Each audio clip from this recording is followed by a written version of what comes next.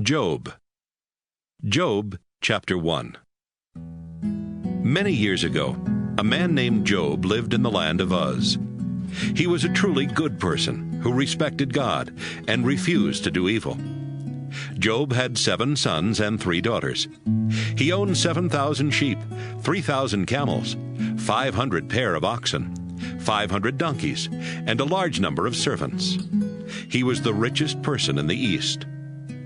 Job's sons took turns having feasts in their homes, and they always invited their 3 sisters to join in the eating and drinking. After each feast, Job would send for his children and perform a ceremony as a way of asking God to forgive them of any wrongs they may have done. He would get up early the next morning and offer a sacrifice for each of them, just in case they had sinned or silently cursed God. One day, when the angels had gathered around the Lord, and Satan was there with them, the Lord asked, "Satan, where have you been?"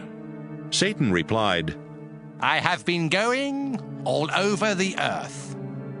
Then the Lord asked, "What do you think of my servant Job? No one on earth is like him. He is a truly good person who respects me and refuses to do evil." "Why shouldn't he respect you?" Satan remarked. "You are like a wall, protecting not only him, but his entire family and all his property. You make him successful in whatever he does, and his flocks and herds are everywhere. Try taking away everything he owns, and he will curse you to your face." The Lord replied, "All right, Satan. Do what you want with anything that belongs to him, but don't harm Job." Then Satan left. Job's sons and daughters were having a feast in the home of his oldest son, when someone rushed up to Job and said, "While your servants were ploughing with your oxen and your donkeys were nearby eating grass, a gang of Sabaeans attacked and stole the oxen and donkeys. Your other servants were killed, and I was the only one who escaped to tell you." That servant was still speaking when a second one came running up and saying, "God sent down a fire that killed your sheep and your servants. I am the only one who escaped to tell you." Before that servant finished speaking, a third one raced up and said, 3 gangs of Chaldeans attacked and stole your camels. All of your other servants were killed, and I am the only one who escaped to tell you." That servant was still speaking when a fourth one dashed up and said, "Your children were having a feast and drinking wine at the home of your eldest son, when suddenly a windstorm from the desert blew the house down, crushing all of your children. I'm the only one who escaped to tell you." When Job heard this, he tore his clothes and shaved his head because of his great sorrow. He knelt on the ground, then worshipped God and said, "We bring nothing at birth, we take nothing with us at death. The Lord alone gives and takes. Praise the name of the Lord." In spite of everything, Job did not sin or accuse God of doing wrong. Job, chapter 2. When the angels gathered around the Lord again, Satan was there with them. And the Lord asked, "Satan, where have you been?" Satan replied, "I have been going all over the earth." Then the Lord asked, "What do you think of my servant Job? No one on earth is like him. He is a truly good person who respects me and refuses to do evil. And he hasn't changed, even though you persuaded me to destroy him for no reason." Satan answered, "There's no pain like your own. People will do anything to stay alive. Try striking Job's own body with pain, and he will curse you to your face." "All right," the Lord replied. "Make Job suffer as much as you want, but just don't kill him." Satan left and caused painful sores to break out all over Job's body from head to toe. Then Job sat on the ash heap to show his sorrow. And while he was scraping his sores with a broken piece of pottery, his wife asked, "Why do you still trust God? Why don't you curse him and die?" Job replied, "Don't talk like a fool. If we accept blessings from God, we must accept trouble as well. In all that happened, Job never once said anything against God. Eliphaz from Teman, Bildad from Shua, and Zophar from Naamah were three of Job's friends, and they heard about his troubles. So they agreed to visit Job and comfort him. When they came near enough to see Job, they could hardly recognize him, and in their great sorrow they tore their clothes, then sprinkled dust on their heads and cried bitterly. For 7 days and nights they sat silently on the ground beside him, because they realized what terrible pain he was in. Job chapter 3. Finally, Job cursed the day of his birth by saying to God, "Blot out the day of my birth, and the night when my parents created a son. Forget about that day, cover it with darkness, and send thick, gloomy shadows to fill it with dread. Erase that night from the calendar, and conceal it with darkness. Don't let children be created or joyful shouts be heard ever again in that night. Let those with magic powers place a curse on that day. Darken its morning stars and remove all hope of light, because it let me be born into a world of trouble. Why didn't I die at birth? Why was I accepted and allowed to nurse at my mother's breast? Now I would be at peace in the silent world below, with kings and their advisers whose palaces lie in ruins, and with rulers once rich with silver and gold. I wish I had been born dead, and then buried, never to see the light of day. In the world of the dead, the wicked and the weary rest without a worry. Everyone is there, where captives and slaves are free at last. Why does God let me live when life is miserable and so bitter? I keep longing for death more than I would seek a valuable treasure. Nothing could make me happier than to be in the grave. Why do I go on living when God has me surrounded and I can't see the road? Moaning and groaning are my food and drink, and my worst fears have all come true. I have no peace or rest, only troubles and worries. Job chapter 4.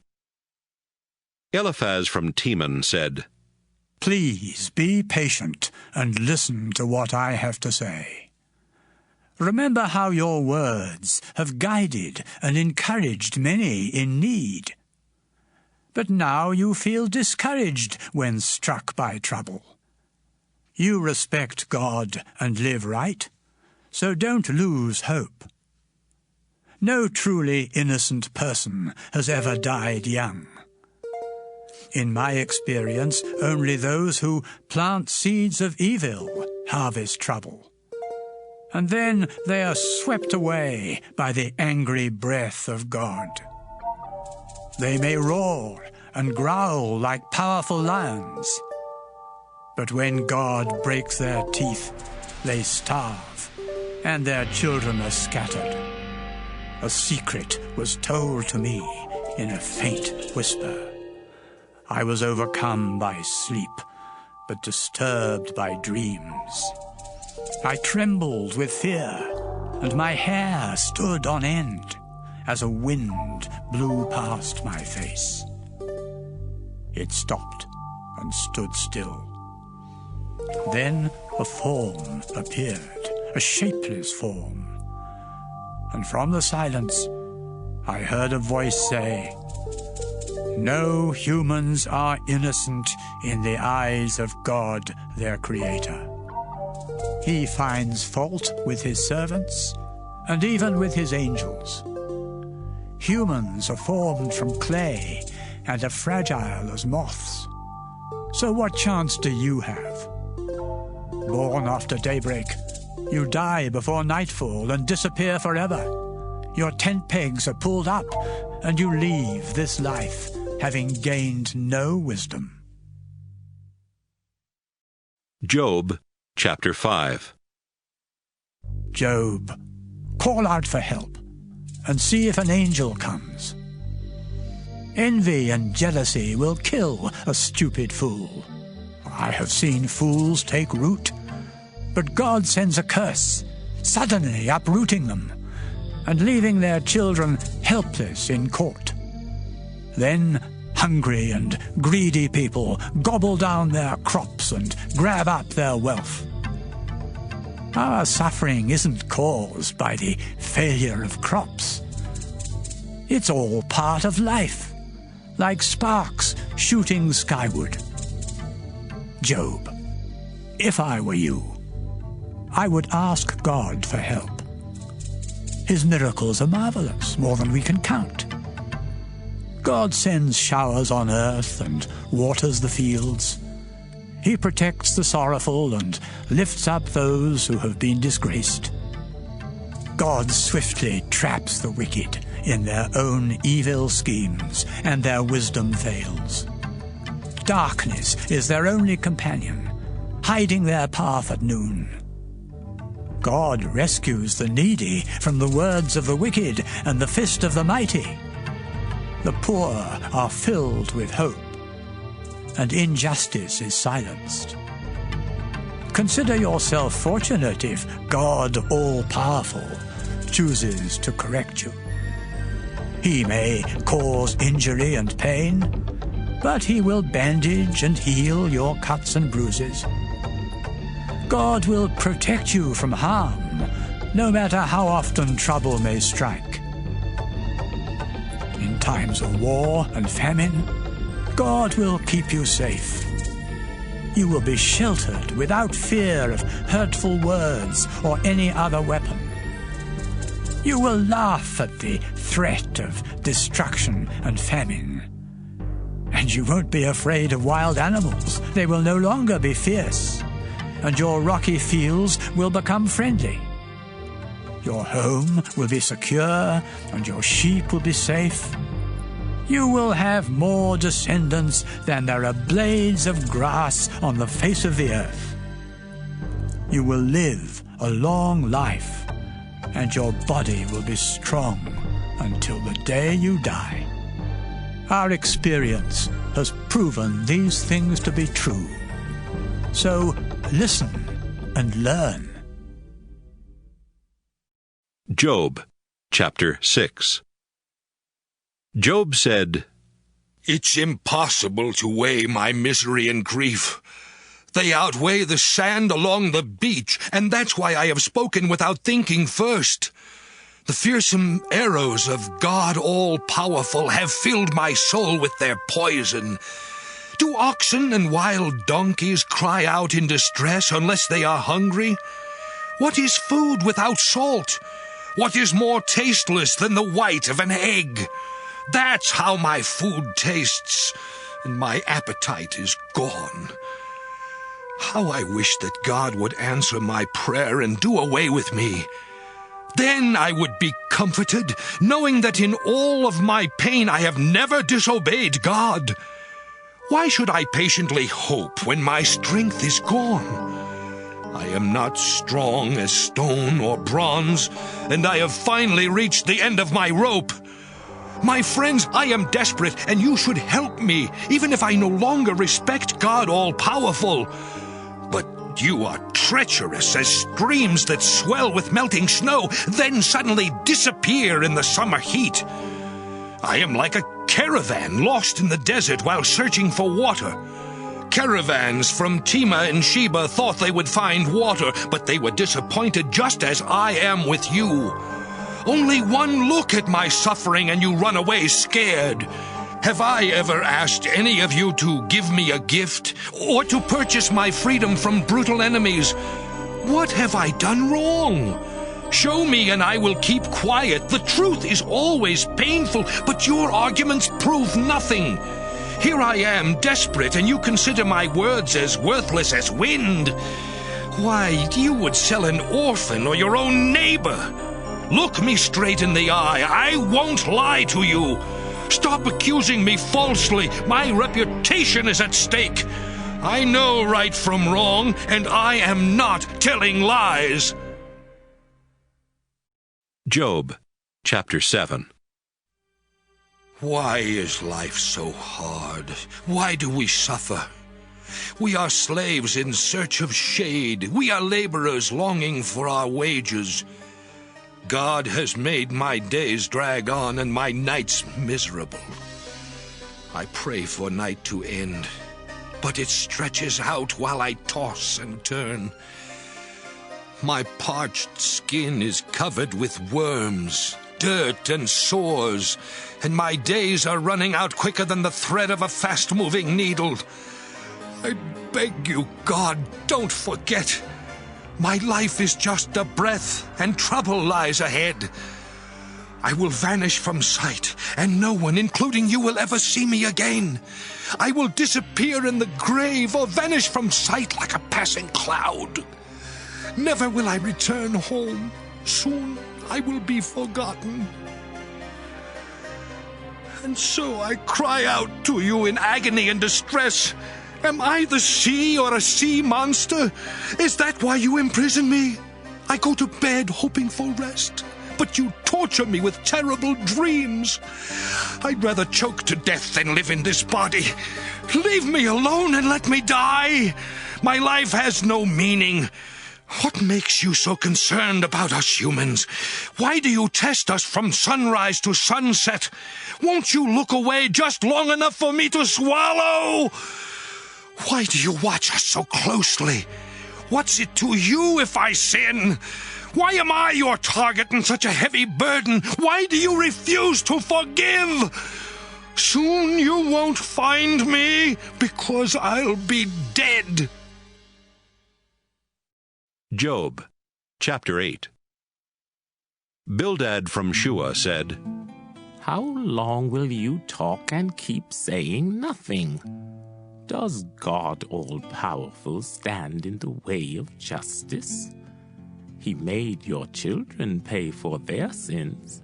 So why don't you turn to him and start living right? Then he will decide to rescue and restore you to your place of honor.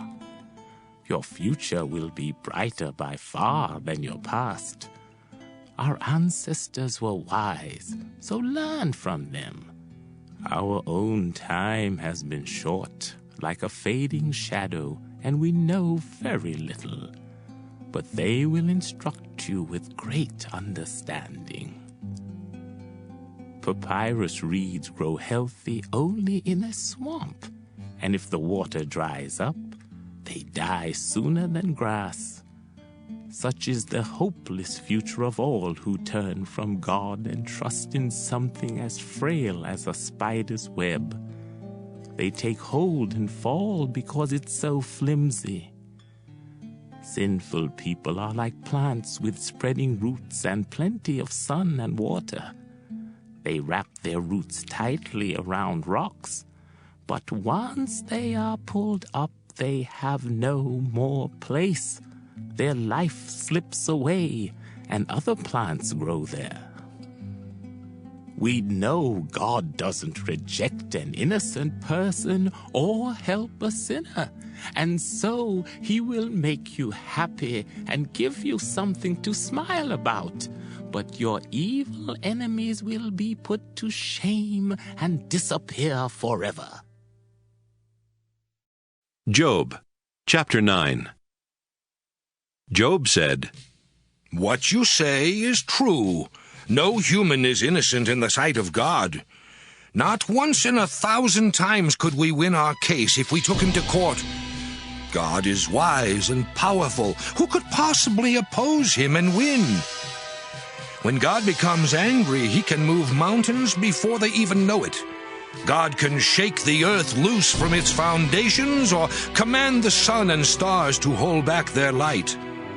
God alone stretched out the sky, stepped on the sea, and set the stars in place. The Big Dipper and Orion, the Pleiades and the stars in the southern sky. Of all the miracles God works, we cannot understand a one. God walks right past me without making a sound, and if he grabs something, who can stop him or raise a question? When God showed his anger, the servants of the sea monster fell at his feet. How then could I possibly argue my case with God?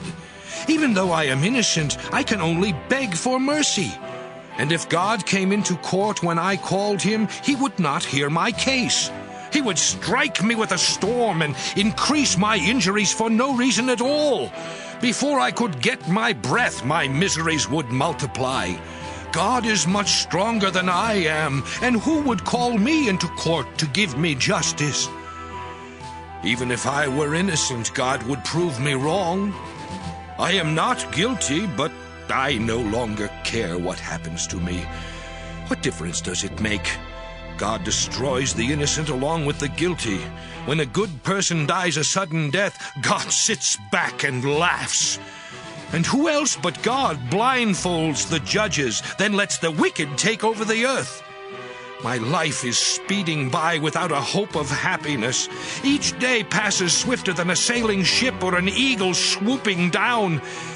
Sometimes I try to be cheerful and to stop complaining, but my sufferings frighten me, because I know that God still considers me guilty. So what's the use of trying to prove my innocence? Even if I washed myself with the strongest soap, God would throw me into a pit of stinking slime, leaving me disgusting to my clothes. God isn't a mere human like me. I can't put him on trial. Who could possibly judge between the two of us? Can someone snatch away the stick God carries to frighten me? Then I could speak up without fear of him. But for now, I cannot speak. Job, chapter 10. I am sick of life, and from my deep despair I complain to you, my God. Don't just condemn me. Point out my sin. Why do you take such delight in destroying those you created and in smiling on sinners? Do you look at things the way we humans do? Is your life as short as ours? Is that why you are so quick to find fault with me? You know I am innocent, but who can defend me against you? Will you now destroy someone you created? Remember that you molded me like a piece of clay, so don't turn me back into dust once again. As cheese is made from milk, you created my body from a tiny drop. Then you tied my bones together with muscles and covered them with flesh and skin. You, the source of my life, showered me with kindness and watched over me. You have not explained all of your mysteries, but you catch and punish me each time I sin. Guilty or innocent, I am condemned and ashamed because of my troubles. No matter how hard I try, you keep hunting me down like a powerful lion. You never stop accusing me. You become furious and attack over and over again. Why did you let me be born? I would rather have died before birth and been carried to the grave without ever breathing. I have only a few days left. Why don't you leave me alone? Let me find some relief before I travel to the land of darkness and despair, the place of no return. Job, chapter 11. Zophar from Naamah said, So much foolish talk cannot go unanswered. Your words have silenced others and made them ashamed. Now it is only right for you to be put to shame. You claim to be innocent and argue that your beliefs are acceptable to God. But I wish he would speak and let you know that wisdom has many different sides. You would then discover that God has punished you less than you deserve. Can you understand the mysteries surrounding God all-powerful? They are higher than the heavens and deeper than the grave. So what can you do when you know so little, and these mysteries outreach the earth and the ocean? If God puts you in prison or drags you to court, what can you do? God has the wisdom to know when someone is worthless and sinful, but it's easier to tame a wild donkey than to make a fool wise. Surrender your heart to God. Turn to him in prayer and give up your sins, even those you do in secret. Then you won't be ashamed.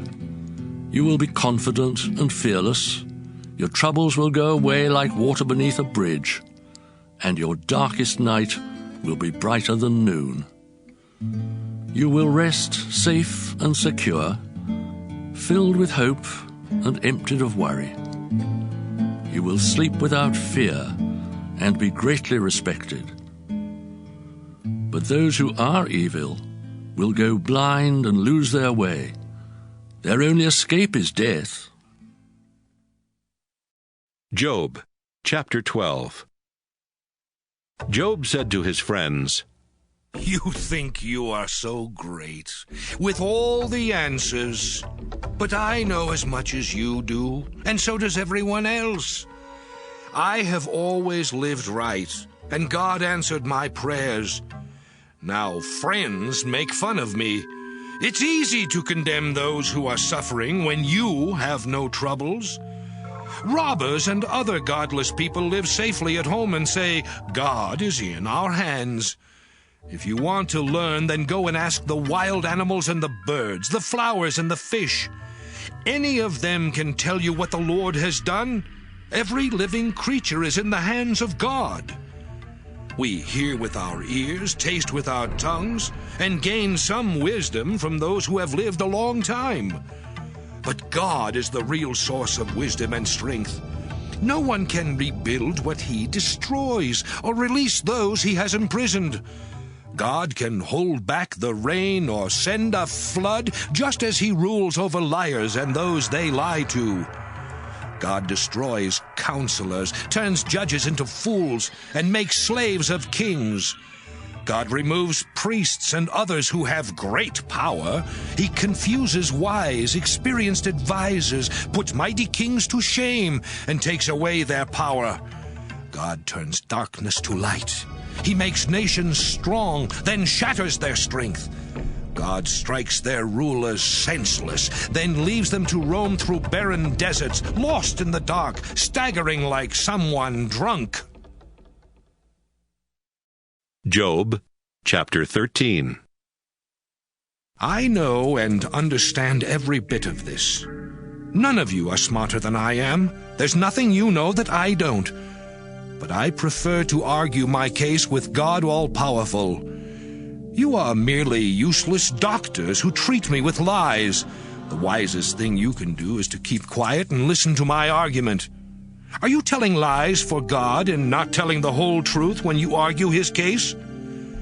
If he took you to court, could you fool him, just as you fool others? If you were secretly unfair, he would correct you, and his glorious splendor would make you terrified. Your wisdom and arguments are as delicate as dust. Be quiet while I speak, then say what you will. I will be responsible for what happens to me. God may kill me, but still I will trust him and offer my defense. This may be what saves me, because no guilty person would come to his court. Listen carefully to my words. I have prepared my case well, and I am certain to win. If you can prove me guilty, I will give up and die.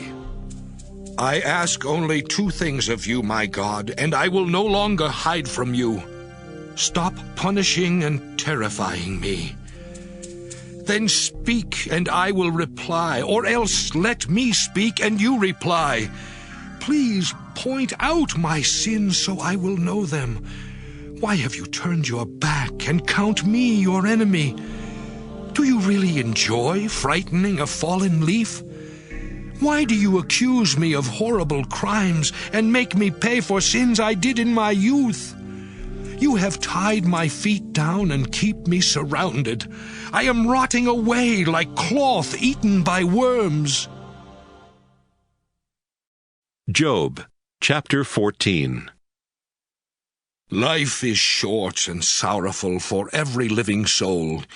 We are flowers that fade and shadows that vanish. And so I ask you, God, why pick on me? There's no way a human can be completely pure. Our time on earth is brief. The number of our days is already decided by you. Why don't you leave us alone and let us find some happiness while we toil and labor? When a tree is chopped down, there is always the hope that it will sprout again. Its roots and stump may rot, but at the touch of water, fresh twigs shoot up. Humans are different. We die, and that's the end. We are like streams and lakes after the water has gone. We fall into the sleep of death, never to rise again until the sky disappears. Please hide me, God, deep in the ground. And when you are angry no more, remember to rescue me. Will we humans live again? I would gladly suffer and wait for my time. My Creator, you would want me. You would call out and I would answer. You would take care of me, but not count my sins. You would put them in a bag, tie it tight, and toss them away. But in the real world, mountains tumble and rocks crumble. Streams wear away stones and wash away soil.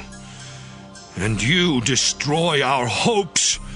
You change the way we look, then send us away, wiped out forever. We never live to know if our children are praised or disgraced. We feel no pain but our own, and when we mourn, it's only for ourselves. Job, chapter 15. Eliphaz from Teman said, Job, if you had any sense, you would stop spreading all of this hot air. Your words are enough to make others turn from God and lead them to doubt. And your sinful, scheming mind is the source of all you say. I am not here as your judge. Your own words are witnesses against you. Were you the first human? Are you older than the hills? Have you ever been present when God's council meets? Do you alone have wisdom? Do you know and understand something we don't? We have the benefit of wisdom older than your father, and you have been offered comforting words from God. Isn't this enough? Your emotions are out of control, making you look fierce. That's why you attack God with everything you say. No human is pure and innocent, and neither are angels, not in the sight of God. If God doesn't trust his angels, what chance do humans have? We are so terribly evil that we thirst for sin. Just listen to what I know, and you will learn wisdom known by others since ancient times. Those who gained such insights also gained the land, and they were not influenced by foreign teachings. But suffering is in store each day for those who sin. Even in times of success, they constantly hear the threat of doom. Darkness, despair, and death are their destiny. They scrounge around for food, all the while dreading the approaching darkness. They're overcome with despair, like a terrified king about to go into battle. This is because they rebelled against God all-powerful and have attacked him with their weapons. They may be rich and fat, but they will live in the ruins of deserted towns. Their property and wealth will shrink and disappear. They won't escape the darkness, and the blazing breath of God will set their future aflame. They have put their trust in something worthless. Now they will become worthless, like a date palm tree without a leaf, or like vineyards or orchards whose blossoms and unripe fruit drop to the ground. Yes, the godless and the greedy will have nothing but flames feasting on their homes, because they are the parents of trouble and vicious lies. Job, chapter 16. Job said, I have often heard this, and it offers no comfort. So why don't you keep quiet? What's bothering you? If I were in your place, it would be easy to criticize or to give advice, but I would offer hope and comfort instead. If I speak or if I don't, I hurt all the same. My torment continues. God has worn me down and destroyed my family. My shriveled up skin proves that I am his prisoner. God is my hateful enemy, glaring at me and attacking with his sharp teeth. Everyone is against me. They sneer and slap my face. And God is the one who handed me over to this merciless mob. Everything was going well until God grabbed my neck and shook me to pieces. God set me up as the target for his arrows, and without showing mercy, he slashed my stomach open, spilling out my insides. God never stops attacking, and so in my sorrow I dress in sackcloth and sit in the dust. My face is red with tears, and dark shadows circle my eyes, though I am not violent, and my prayers are sincere. If I should die, I beg the earth not to cover my cry for justice. Even now, God in heaven is both my witness and my protector. My friends have rejected me, but God is the one I beg to show that I am right, just as a friend should. Because in only a few years, I will be dead and gone. Job, chapter 17. My hopes have died. My time is up, and the grave is ready. All I can see are angry crowds making fun of me. If you, Lord, don't help, who will pay the price for my release? My friends won't really listen, all because of you. And so you must be the one to prove them wrong. They have condemned me just to benefit themselves, now blind their children. You, God, are the reason I am insulted and spit on. I am almost blind with grief. My body is a mere shadow. People who are truly good would feel so alarmed that they would become angry at my worthless friends. They would do the right thing, and because they did, they would grow stronger. But none of my friends show any sense. My life is drawing to an end. Hope has disappeared. But all my friends can do is offer empty hopes. I could tell the world below to prepare me a bed. Then I could greet the grave as my father and say to the worms, "Hello, mother and sisters." But what kind of hope is that? Will it keep me company in the world of the dead? Job, chapter 18. Bildad from Shua said, How long will you talk? Be sensible. Let us speak. Or do you think that we are dumb animals? You cut yourself in anger. Will that shake the earth or even move the rocks? The lamps of sinful people soon are snuffed out, leaving their tents dark. Their powerful legs become weak, and they stumble on schemes of their own doing. Before they know it, they are trapped in a net, hidden along the path. Terror strikes and pursues from every side. Starving, they run, only to meet disaster, then afterwards to be eaten alive by death itself. Those sinners are dragged from the safety of their tents to die a gruesome death. Then their tents and possessions are burned to ashes, and they are left like trees, dried up from the roots. They are gone and forgotten, thrown far from the light into a world of darkness, without any children to carry on their name. Everyone, from east to west, is overwhelmed with horror. Such is the fate of sinners and their families who don't know God. Job, chapter 19. Job said, How long will you torture me with your words? Isn't 10 times enough for you to accuse me? Aren't you ashamed? Even if I have sinned, you haven't been harmed. You boast of your goodness, claiming I am suffering because I am guilty. But God is the one at fault for finding fault with me. Though I pray to be rescued from this torment, no whisper of justice answers me. God has me trapped with a wall of darkness and stripped of respect. God rips me apart, uproots my hopes, and attacks with fierce anger as though I were his enemy. His entire army advances, then surrounds my tent. God has turned relatives and friends against me, and I am forgotten. My guests and my servants consider me a stranger, and when I call my servants, they pay no attention. My breath disgusts my wife. Everyone in my family turns away. Young children can't stand me, and when I come near, they make fun.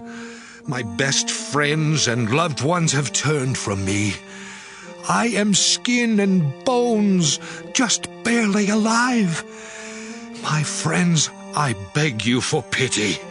God has made me his target. Hasn't he already done enough? Why do you join the attack? I wish that my words could be written down or chiseled into rock. I know that my Savior lives, and at the end he will stand on this earth. My flesh may be destroyed, yet from this body I will see God. Yes, I will see him for myself, and I long for that moment. My friends, you think up ways to blame and torment me, saying I brought it on myself. But watch out for the judgment when God will punish you. Job, chapter 20. Zophar from Naamah said, Your words are disturbing. Now I must speak. You have accused and insulted me, and reason requires a reply. Since the time of creation, everyone has known that sinful people are happy for only a while. Though their pride and power may reach to the sky, they will disappear like dust, and those who knew them will wonder what happened. They will be forgotten like a dream and vanish from the sight of family and friends. Their children will have to repay what the parents took from the poor. Indeed, the wicked will die and go to their graves in the prime of life. Sinners love the taste of sin. They relish every bite and swallow it slowly. But their food will turn sour and poison their stomachs. Then God will make them lose the wealth they gobbled down. They will die from the fangs of poisonous snakes and never enjoy rivers flowing with milk and honey. Their hard work will result in nothing gained, because they cheated the poor and took their homes. Greedy people want everything and are never satisfied. But when nothing remains for them to grab, they will be nothing. Once they have everything, distress and despair will strike them down, and God will make them swallow his blazing anger. While running from iron spears, they'll be killed by arrows of bronze, whose shining tips go straight through their bodies. They will be trapped by terror, and what they treasure most will be lost in the dark. God will send flames to destroy them in their tents with all their property. The heavens and the earth will testify against them, and all their possessions will be dragged off when God becomes angry. This is what God has decided for those who are evil. Job, chapter 21. Job said, If you want to offer comfort, then listen to me, and when I have finished, you can start your insults all over again. My complaint is against God. That's why I am impatient. Just looking at me is enough to make you sick, and the very thought of myself fills me with disgust. Why do evil people live so long and gain such power? Why are they allowed to see their children grow up? They have no worries at home, and God never punishes them. Their cattle have lots of calves without ever losing one. Their children play and dance safely by themselves. These people sing and celebrate to the sound of tambourines, small harps, and flutes, and they are successful without a worry until the day they die. Those who are evil say to God all-powerful, "Leave us alone. Don't bother us with your teachings. What do we gain from praying and worshiping you? We succeeded all on our own." And so I keep away from them and their evil schemes. How often does God become angry and send disaster and darkness to punish sinners? How often does he strike them like a windstorm that scatters straw? You say, God will punish those sinners' children in place of those sinners. But I say, let him punish those sinners themselves until they really feel it. Let God all-powerful force them to drink their own destruction from the cup of his anger. Because after they are dead, they won't care what happens to their children. Who can tell God what to do? He judges powerful rulers. Some of us die prosperous, enjoying good health, while others die in poverty, having known only pain. But we all end up dead beneath a blanket of worms. My friends, I know that you are plotting against me. You ask, where is the home of that important person who does so much evil? Everyone near and far agrees that those who do wrong never suffer disaster when God becomes angry. No one points out their sin or punishes them. Then at their funerals they are highly praised, the earth welcomes them home, while crowds mourn. But empty, meaningless words are the comfort you offer me. Job, chapter 22. Eliphaz from Teman said, What use are we humans to God, even the wisest of us? If you were completely sinless, that would still mean nothing to God all-powerful. Is he correcting you for worshipping him? No, it's because of your terrible sins. To guarantee payment of a debt, you have taken clothes from the poor. And you refused bread and water to the hungry and thirsty, although you were rich, respected, and powerful. You have turned away widows and have broken the arms of orphans. That's why you were suddenly trapped by terror, blinded by darkness, and drowned in a flood. God lives in the heavens, above the highest stars, where he sees everything. Do you think the deep darkness hides you from God? Do thick clouds cover his eyes as he walks around heaven's dome high above the earth? Give up those ancient ideas believed by sinners who were swept away without warning. They rejected God all-powerful, feeling he was helpless, although he had been kind to their families. The beliefs of these sinners are truly disgusting. When God's people see the godless swept away, they celebrate, saying, "Our enemies are gone, and fire has destroyed their possessions." Surrender to God all-powerful. You will find peace and prosperity. Listen to his teachings and take them to heart. If you return to God and turn from sin, all will go well with you. So get rid of your finest gold as though it were sand. Let God all-powerful be your silver and gold, and you will find happiness by worshipping him. God will answer your prayers, and you will keep the promises you made to him. He will do whatever you ask, and life will be bright. When others are disgraced, God will clear their names in answer to your prayers. Even those who are guilty will be forgiven because you obey God. Job, chapter 23. Job said, Today I complain bitterly, because God has been cruel and made me suffer. If I knew where to find God, I would go there and argue my case. Then I would discover what he wanted to say. Would he overwhelm me with his greatness? No! He would listen because I am innocent, and he would say, I now set you free. I cannot find God anywhere.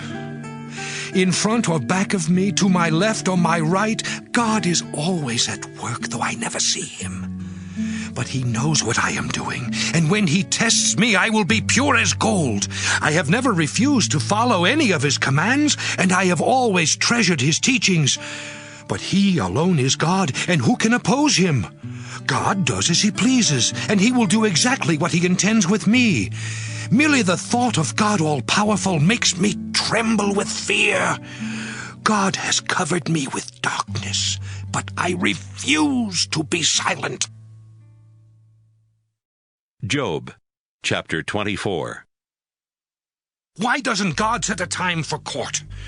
Why don't his people know where he can be found? Sinners remove boundary markers and take care of sheep they have stolen.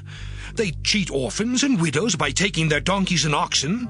The poor are trampled and forced to hide in the desert, where they and their children must live like wild donkeys in search for food. If they want grain or grapes, they must go to the property of these sinners.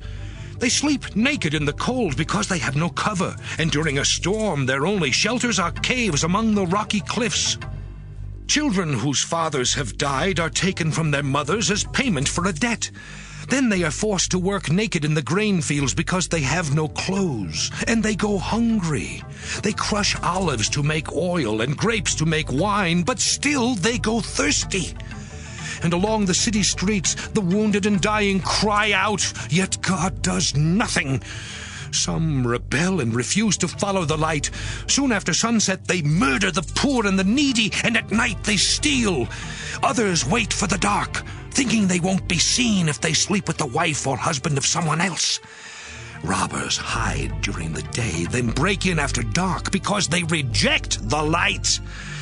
They prefer night to day, since the terrors of the night are their friends. Those sinners are filthy foam on the surface of the water, and so their fields and vineyards will fall under a curse and won't produce. Just as the heat of summer swallows the snow, the world of the dead swallows those who sin. Forgotten here on earth, and with their power broken, they taste sweet to worms. Sinners take advantage of widows and other helpless women, but God's mighty strength destroys those in power.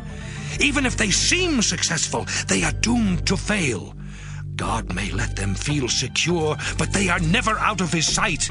Great for a while, gone forever. Sinners are mowed down like weeds, then they wither and die.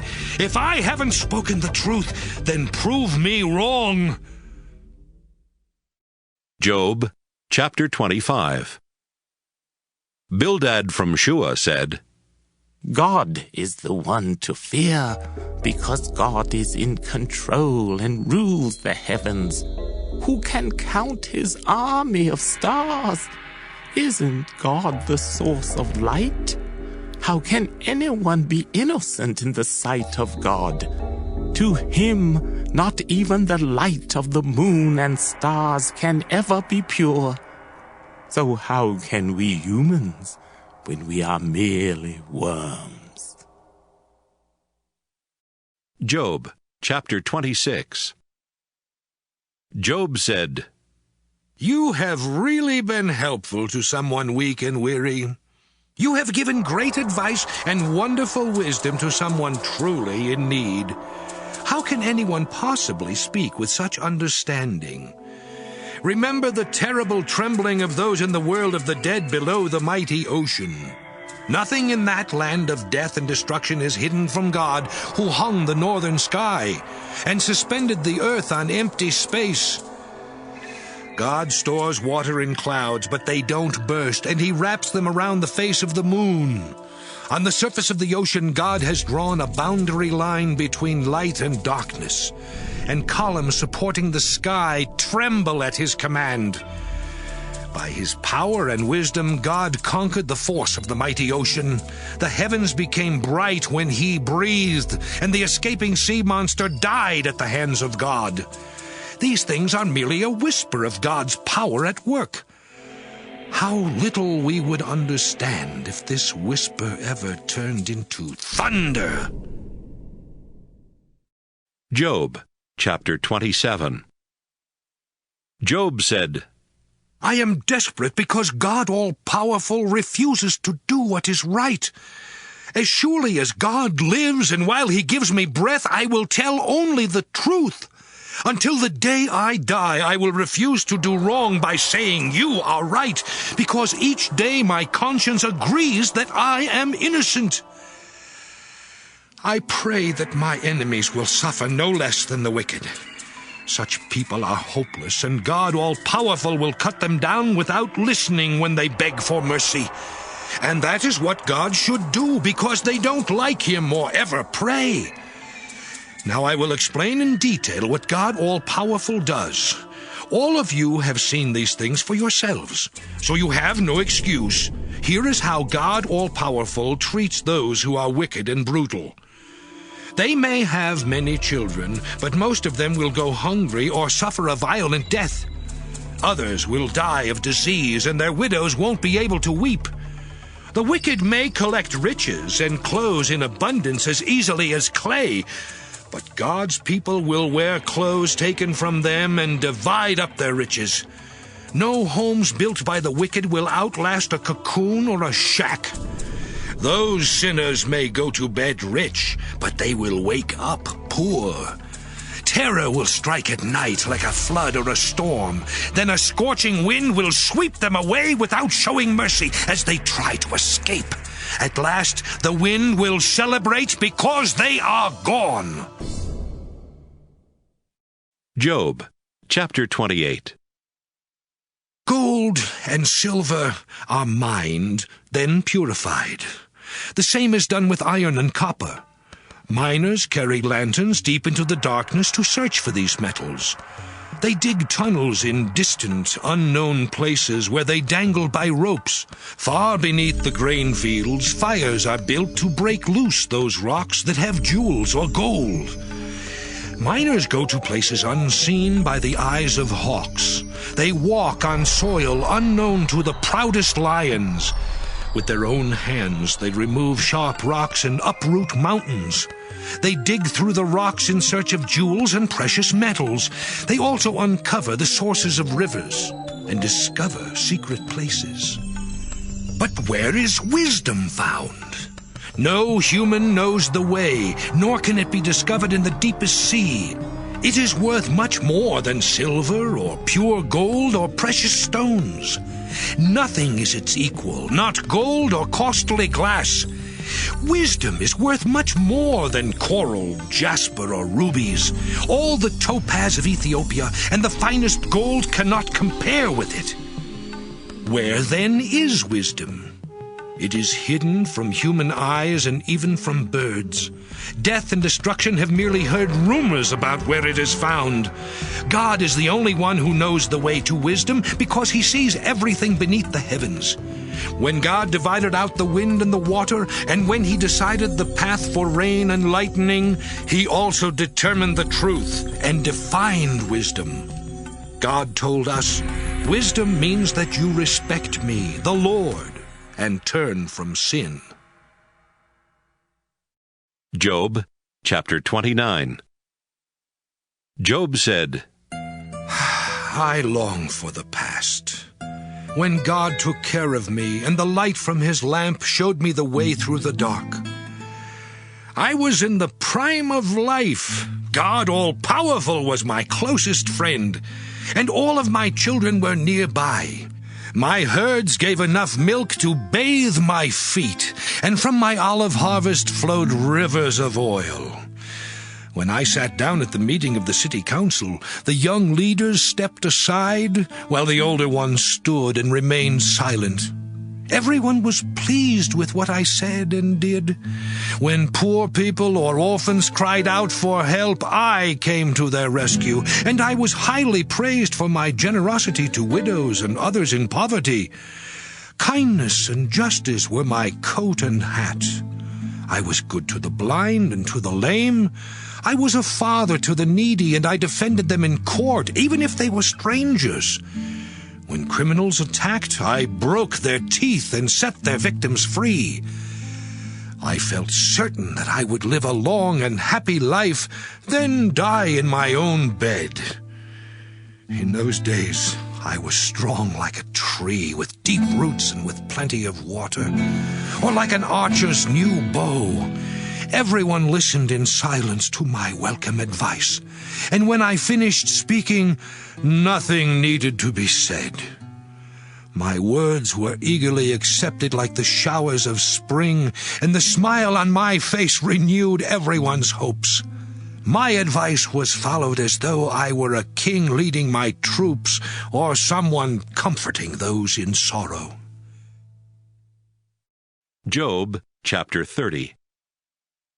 Young people now insult me, although their fathers would have been a disgrace to my sheepdogs. And those who insult me are helpless themselves. They must claw the desert sand in the dark for something to satisfy their hunger. They gather tasteless shrubs for food and firewood, and they are run out of towns as though they were thieves. Their only homes are ditches or holes between rocks, where they bray like donkeys gathering around shrubs. And like senseless donkeys, they are chased away. Those worthless nobodies make up jokes and songs to disgrace me. They are hateful and keep their distance, even while spitting in my direction. God has destroyed me, and so they don't care what they do. Their attacks never stop, though I am defenseless, and my feet are trapped. Without any help, they prevent my escape, destroying me completely and leaving me crushed. Terror has me surrounded. My reputation and my riches have vanished like a cloud. I am sick at heart. Pain has taken its toll. Night chews on my bones, causing endless torment, and God has shrunk my skin, choking me to death. I have been thrown in the dirt, and now am dirt myself. I beg God for help, but there is no answer. And when I stand up, he simply stares. God has turned brutal, stirring up a windstorm to toss me about. Soon he will send me home to the world of the dead, where we all must go. No one refuses help to others when disaster strikes. I mourned for the poor and those who suffered, but when I beg for relief and light, all I receive are disaster and darkness. My stomach is tied in knots. Pain is my daily companion. Suffering has scorched my skin, and in the city council I stand and cry out, making mournful sounds like jackals and owls. My skin is so parched that it peels right off, and my bones are burning.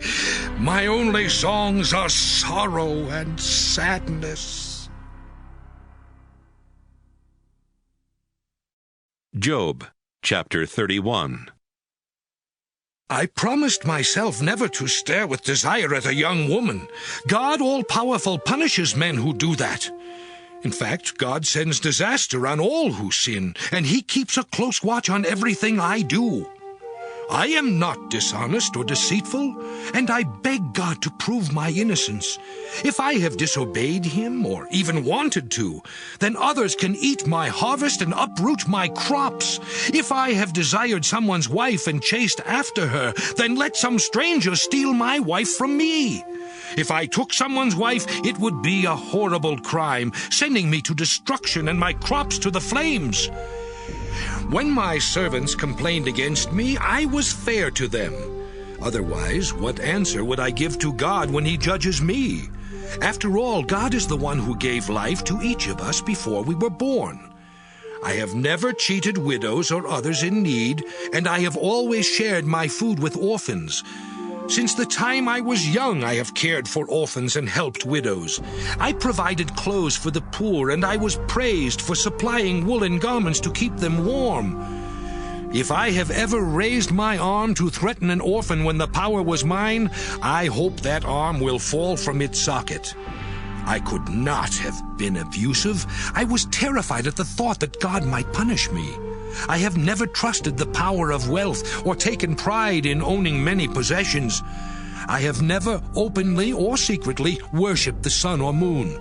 Such horrible sins would have deserved punishment from God. I have never laughed when my enemies were struck by disaster. Neither have I sinned by asking God to send down on them the curse of death. No one ever went hungry at my house, and travelers were always welcome. Many have attempted to hide their sins from others, but I refused, and the fear of public disgrace never forced me to keep silent about what I had done. Why doesn't God all-powerful listen and answer? If God has something against me, let him speak up or put it in writing. Then I would wear his charges on my clothes and forehead, and with my head held high, I would tell him everything I have ever done. I have never mistreated the land I farmed and made it mourn, nor have I cheated my workers and caused them pain. If I had, I would pray for weeds instead of wheat to grow in my fields. After saying these things, Job was silent. Job, chapter 32.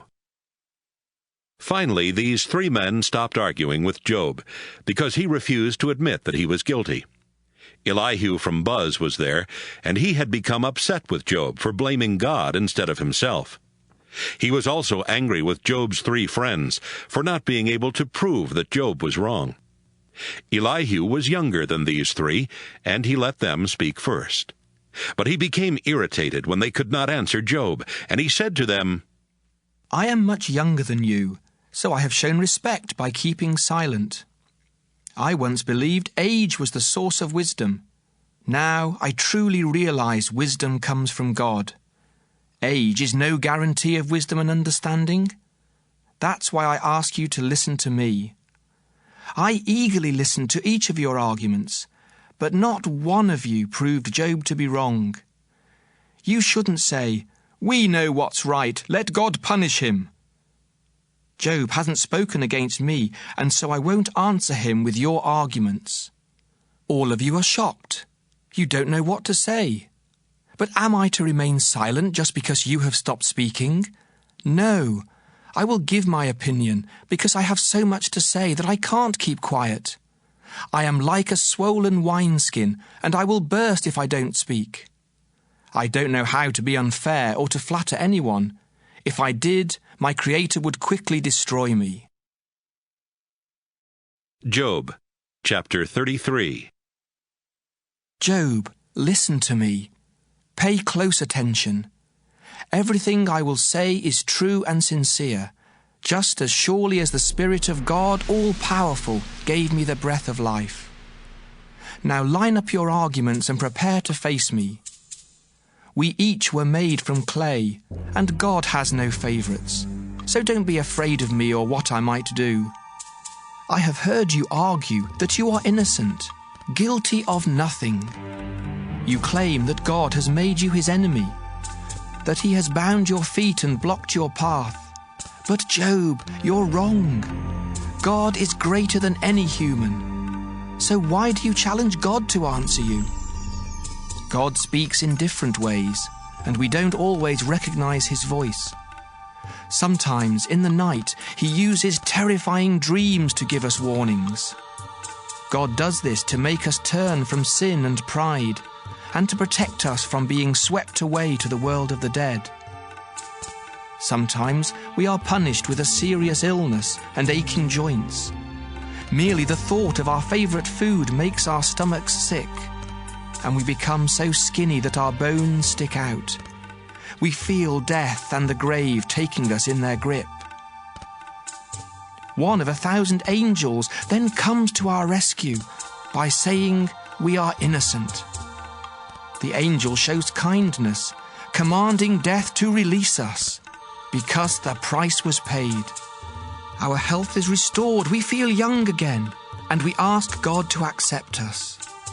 Then we joyfully worship God, and we are rewarded because we are innocent. When that happens, we tell everyone, I sinned and did wrong, but God forgave me and rescued me from death. Now I will see the light. God gives each of us chance after chance to be saved from death and brought into the light that gives life. So Job, pay attention and don't interrupt, though I would gladly listen to anything you say that proves you are right. Otherwise, listen in silence to my wisdom. Job, chapter 34. Elihu said, You men think you are wise, but just listen to me. Think about my words as you would taste food. Then we can decide the case and give a just verdict.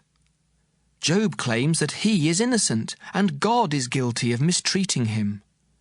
Job also argues that God considers him a liar and that he is suffering severely in spite of his innocence. But to tell the truth, Job is shameless.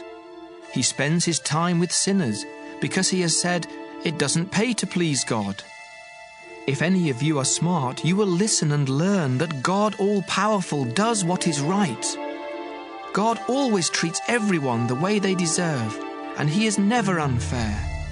From the very beginning, God has been in control of all the world. If God took back the breath that he breathed into us, we humans would die and return to the soil. So be smart and listen. The mighty God is the one who brings about justice, and you are condemning him. Indeed, God is the one who condemns unfair rulers. And God created us all. He has no favourites, whether rich or poor. Even powerful rulers die in the darkness of night when they least expect it, just like the rest of us. God watches everything we do. No evil person can hide in the deepest darkness. And so, God doesn't need to set a time for judgment. Without asking for advice, God removes mighty leaders and puts others in their place.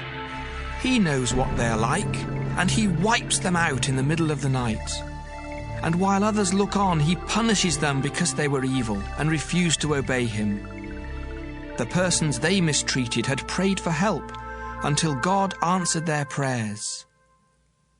When God does nothing, can any person or nation find fault with him?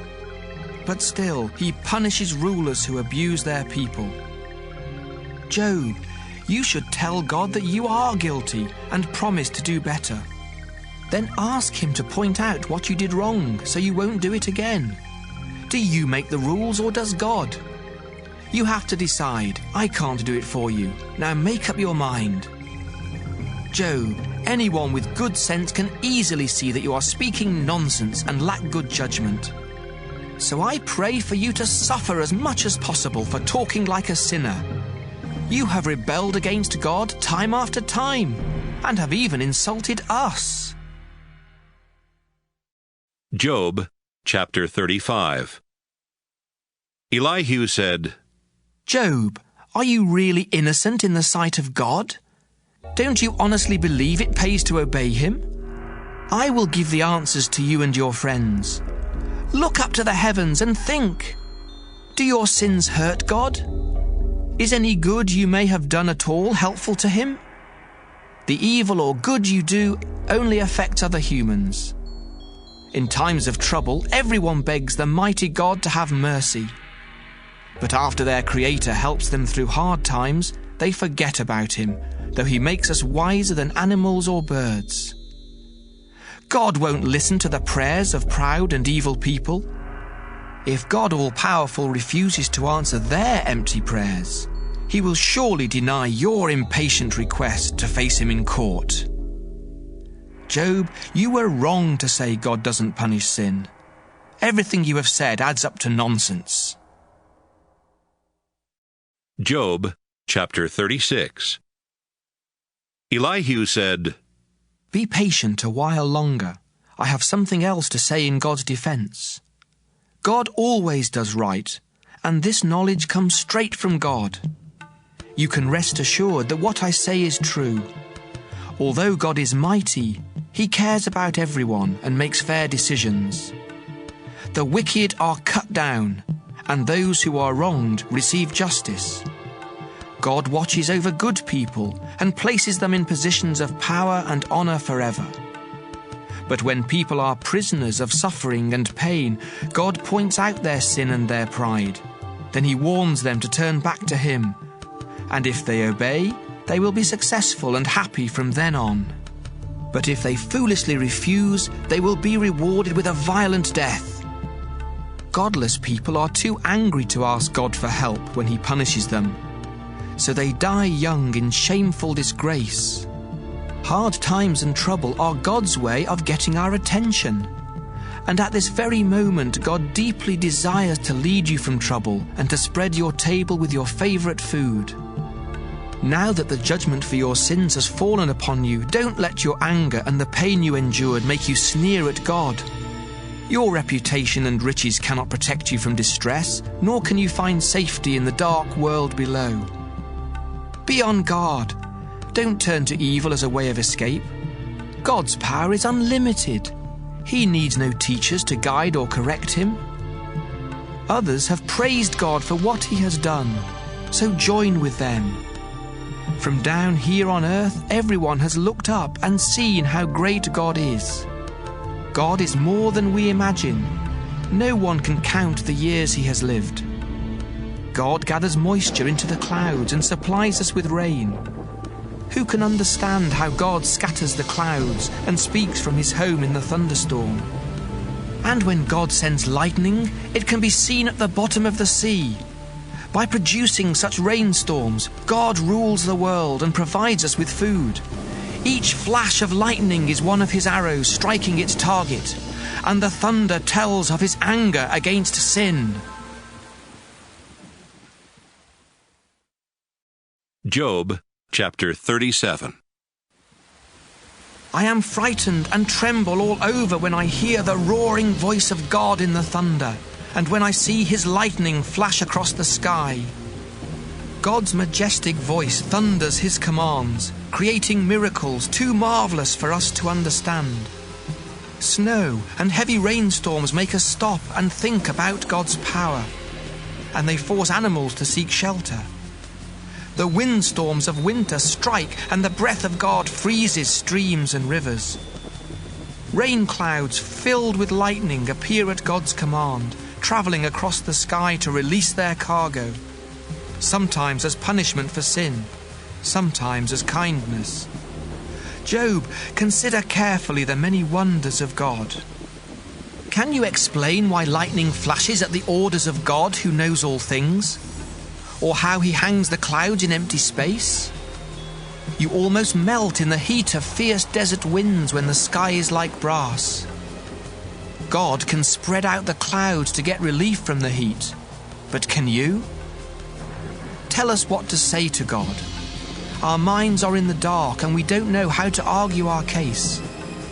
Should I risk my life by telling God that I want to speak? No one can stare at the sun after a breeze has blown the clouds from the sky. Yet the glorious splendor of God all-powerful is brighter by far.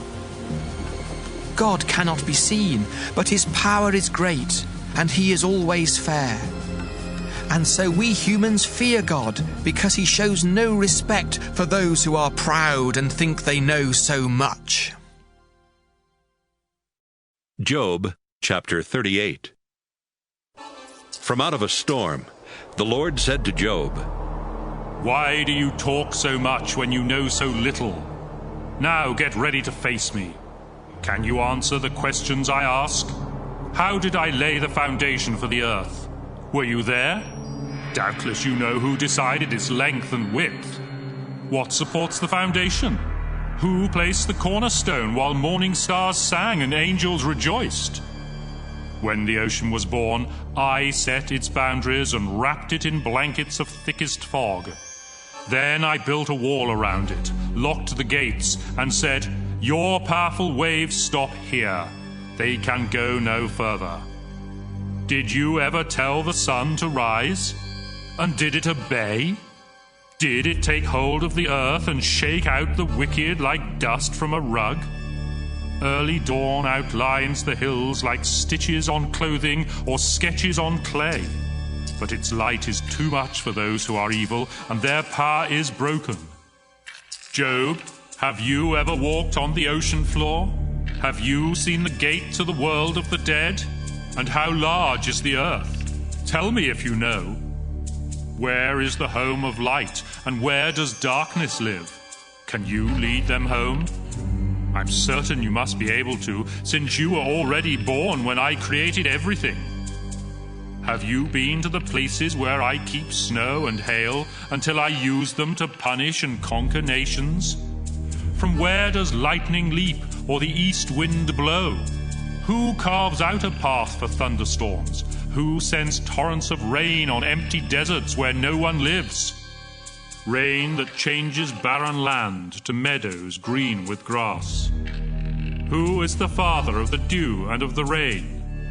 Who gives birth to the sleet and the frost that fall in winter, when streams and lakes freeze solid as a rock? Can you arrange stars in groups, such as Orion and the Pleiades? Do you control the stars or set in place the Big Dipper and the Little Dipper?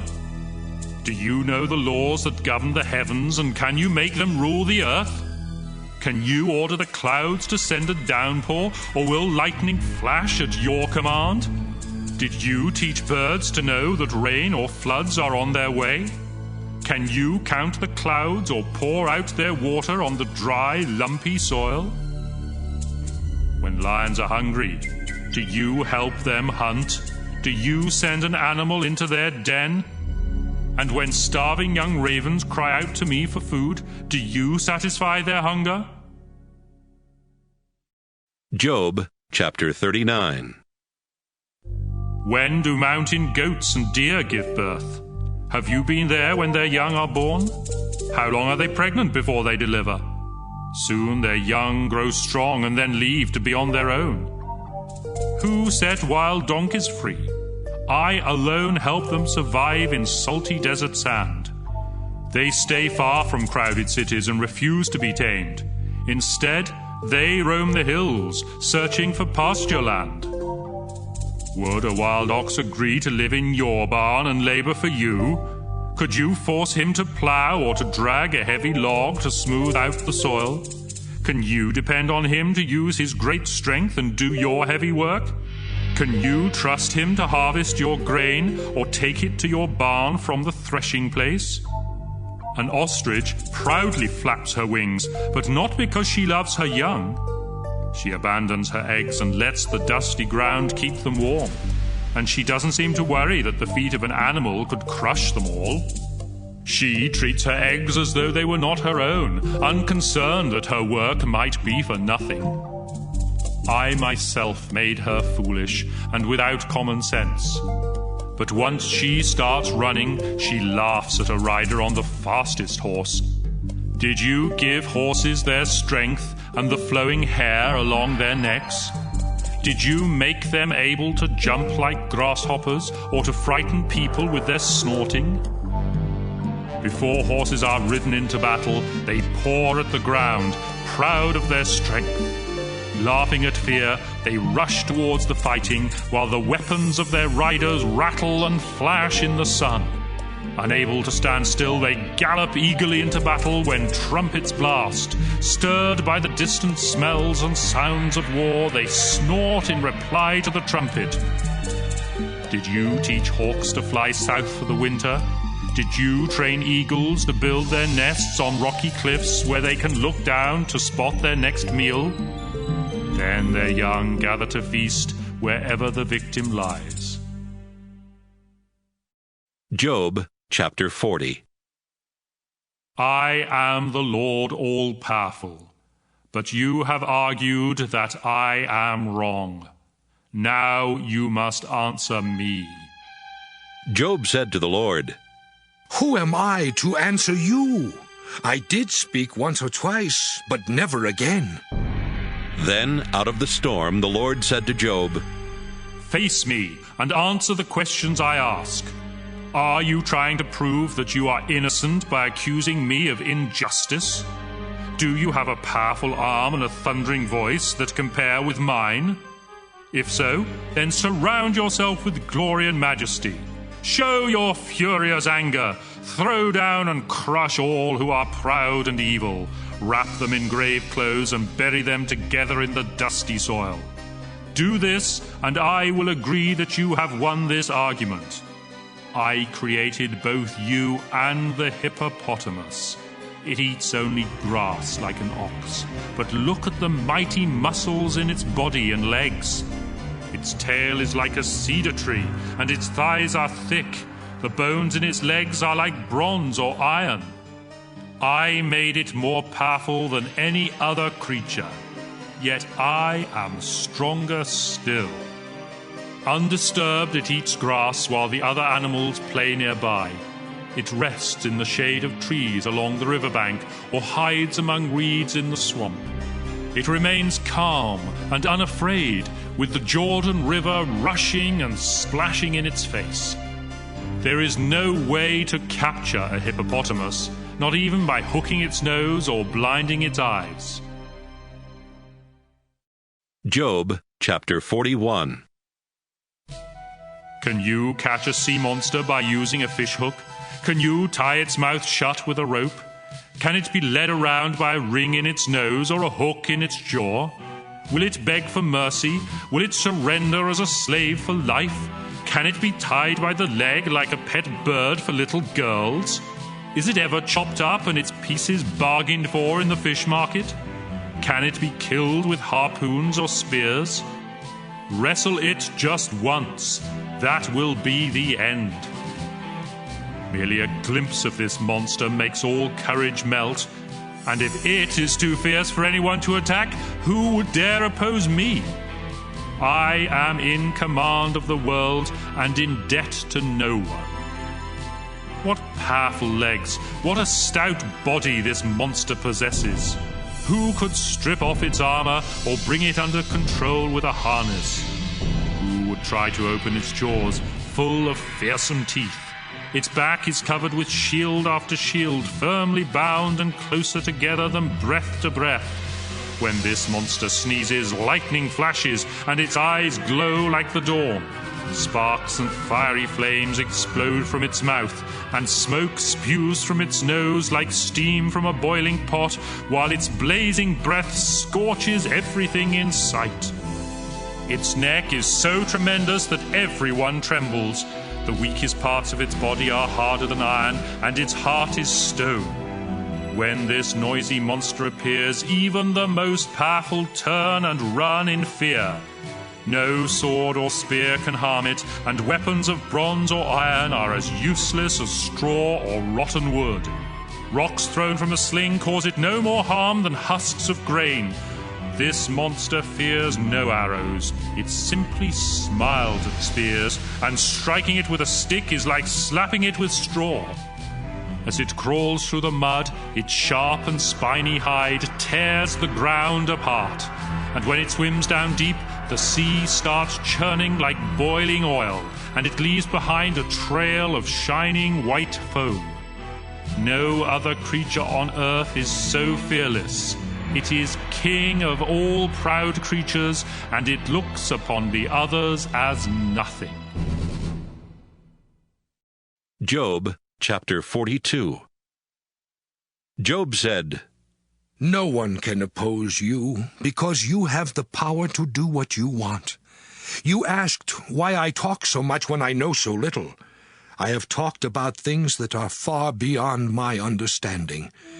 You told me to listen and answer your questions. I heard about you from others. Now I have seen you with my own eyes. That's why I hate myself and sit here in dust and ashes to show my sorrow. The Lord said to Eliphaz, What my servant Job has said about me is true, but I am angry at you and your two friends for not telling the truth. So I want you to go over to Job and offer 7 bulls and 7 goats on an altar as a sacrifice to please me. After this, Job will pray, and I will agree not to punish you for your foolishness." Eliphaz, Bildad, and Zophar obeyed the Lord, and he answered Job's prayer. After Job had prayed for his 3 friends, the Lord made Job twice as rich as he had been before. Then Job gave a feast for his brothers and sisters and for his old friends. They expressed their sorrow for the suffering the Lord had brought on him, and they each gave Job some silver and a gold ring. The Lord now blessed Job more than ever. He gave him 14,000 sheep, 6,000 camels, 1,000 pair of oxen, and 1,000 donkeys. In addition to 7 sons, Job had 3 daughters, whose names were Jemimah, Keziah, and Keren-Happuch. They were the most beautiful women in that part of the world, and Job gave them shares of his property along with their brothers. Job lived for another 140 years, long enough to see his great-grandchildren have children of their own. And when he finally died, he was very old.